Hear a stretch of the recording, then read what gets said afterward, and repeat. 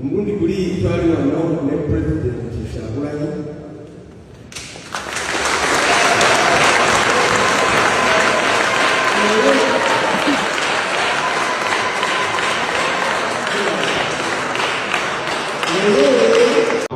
oyimuka ne weewozaako ne mu kkooti y'amagye tewali looya n'omu nina gwalonda gwateekawo era Chief Justice mu kkooti y'amagye ye Mwai Museveni.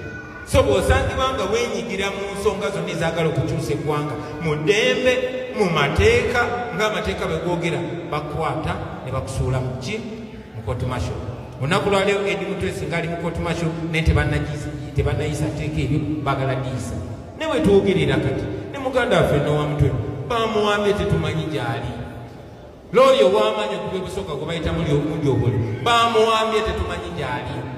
Abafuna omukisa ne bakomawo tebalina njala, bakomawo abamu babalaayi, abakyala nga babakudde bassewo ne banyabo mubimanyi.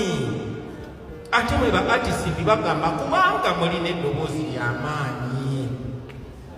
Naddala mwe bakadde baffe mwe bakulu baffe abalabyeko abamanyi nti byenjogera seerokoza. Mulabye ku nsinga ekyuka, mulabye ati bwakyusiza South Africa, ati Najja Mandela mukomera, mulabye ati bwa transforminze.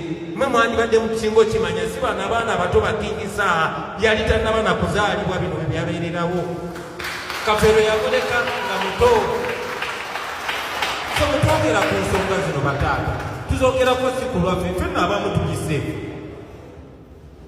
Okay, tetuli seefu nnyo naye ate tusingako abamu kuba bayinza n'okuwamba ne watabaawo amanyi. So bwe twogera ku common good twagala tuteekewo ekintu ekiyamba ffenna nga tekigenda kuyamba kwenkiriza ennombya distance egiseefu naye nga n'omwana ali ekyannamukaaka ayagala okubeera nga gwe ng'ebirooto bye biri valide. Bw'owulira olugero lwa Kafeero yali tamanyi nti alijja ne mu kibuga ne kubanga embeera yali teri stringent, waliwo opportunity emutuusa wano. Ffe abalabye ku ngero ezo n'olaba nti basudde yali eyo bubondo nga n'emuvuza zimuluma naye olw'ekitone kye yasobola okwetransforminga yagenda okufa ng'ali ku world level. Kati ffe ababalabiddeko kiki tusobola okukola?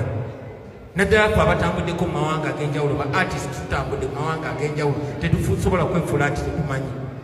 Naye lwaki temwebuuza nti National Theatre ebaddewo bbanga lyonna nga ye National Theatre, by now tulina okubeera ne Regional Theatre. In fact National Theatre yandibadde much bigger than that. Ako kalevo kandibadde nti ebusoga waliyo theatre ng'eyo, Mwankole waliyo theatre ng'eyo, Engulu waliyo theatre ng'eyo. That is what is supposed to be. Art yandibadde ali elevated. Tusabire emisa omusajja legendary nga Paulo Kafeero.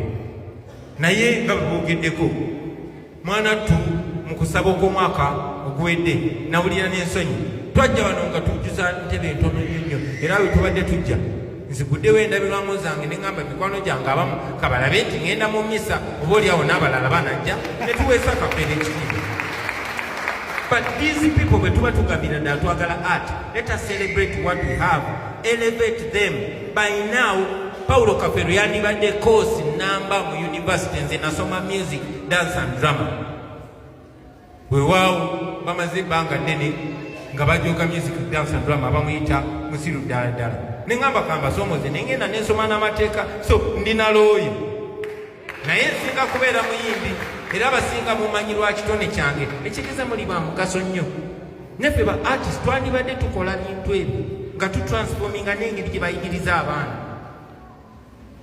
Twandibadde tukola tulaba blueprint ey'abasudde, ey'abaligidde, eya Sebadduka n'ebitone byo bigenze bigwawo mpola ate nga naawe ali eyo ne bw'oba munene otya bwe tuba tetuneeza system naawe ojja kuggwerera mpola ng'abalala. We can change that. Tusobola okikyusa baganda bange. Tesobola kikyusanga kyanga nze omuntu omu era sirwano bagamba mukkiririze mu busobozi bwange okukyusa embeera. No, mbagamba mukkiririze mu busobozi bwammwe okukyusa embeera. So baganda bange nga tuli wano Father ayogedde ku mwoyo gw'eggwanga. Eggwanga lyaffe tulyagala era mu busobozi bwe nga artist okoze ki Ba artists banange, you are more than what they are telling you you are. Tumaze banga deni nga tugamba batekewo copyright law. Copyright law yeteeka erikwata ku bino ebiyiye byaffe. Ku music Paulo Kafero gwe yakola singa tubadde ne functioning system, muwala wa Kafero yandibadde tayagala kugenda wa King Saad gwe nkonkonanga. Ffe twandibadde tukonkona ewuwe. Zi telecom companies zandibadde zikonkona ewuwe. N'amawulire n'ezi magazines okufulumya ekifaananyi kya Kafero ze zandibadde zikonkona ewuwe. Nekakati abaana baba basudde obalabe eyo nga bayaga ate nga n'abaffe bwe bajja okubeera singa tetutereeza mbeera. So kino tokikolera Kyagulanyi, tokikolera Kafero, naye okikolera ggwe kuba naawe oli mu lyato lyerimu. So mbasaba baganda bange nga tonnakwata busente obutono bwe bakuwa kubanga atunyigiriza amanye nti naawe oli muyimbi. Kakati nkole ntya? Amaze okudiringa ne ba intellectual bonna Katonda n'aleeta omubanda nga tamanyi kyamukolera. N'anoonya bonna abawemuzi n'abawa sente z'omuwa omusolo to the extent nti gavumenti yakwata bilioni 30 bilioni nezigabira ba artist. Okukakanya ba artist baagala teeka libagaggawaza, si bano aboolubatu b'okuŋŋaanyiza, naye n'ali ekaseese abenefitinge mu system gy'oba otaddewo. Ate leme kuyamba just myezi egyo naye yambe olubeerera n'olubeerera. Bino tubyogerako boogezi baganda bange, tweggyeko omusango. Era omugenzi Baduka yagamba muli etugamu ekanzu omusango gweggyeko. Babuulidde temusobola kwekwasa nti temukimanyi. So nga tujjukira Kafero baganda bange, twekubeko mitima. Tukirize nti Uganda ejja kubaawo nga tetuliiwo. Ne tujja kujjukirwa banaatujjukirako ki? Banaatulabanga batya? Abaffe guno omukisa gwe tulina kubanga ba artist tulina omukisa. Mba waggulu nga maliriza. Mujjukire nti mulina omukisa ogw'okola ebintu bibiri: okusitula eggwanga lyammwe n'ekitone kyammwe n'abantu bonna, oba okulibbika n'okuliryamu ebinyeebwa. Okusalawo kuli muffe, okusalawo kuli mumwe basebo ne banyabo. Mbasaba mwefumiitirize nga muddayo.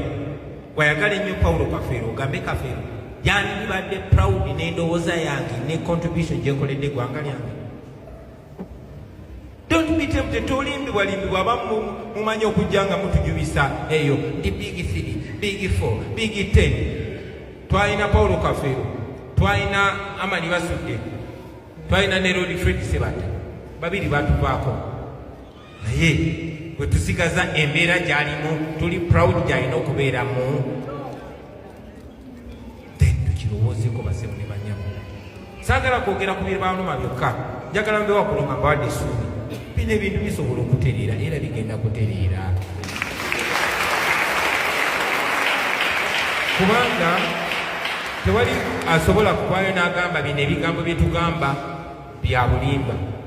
Tewali asobola kujja n'akugamba bye twogerako tulota buloosi tebisoboka, byali bibaddewo. Kasita tugenda maaso nga tukkiriza mu kituufu, nga tukola ekituufu, basebo ne bannyabo tujja kutuuka gye twagala okgenda.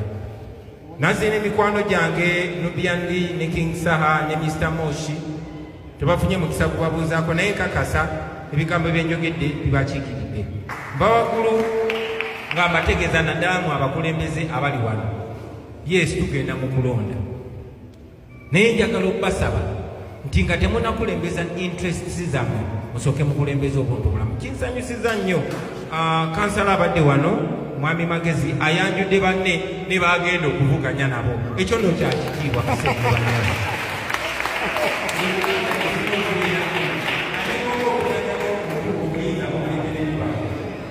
Yekola yaffe tuli wano ameya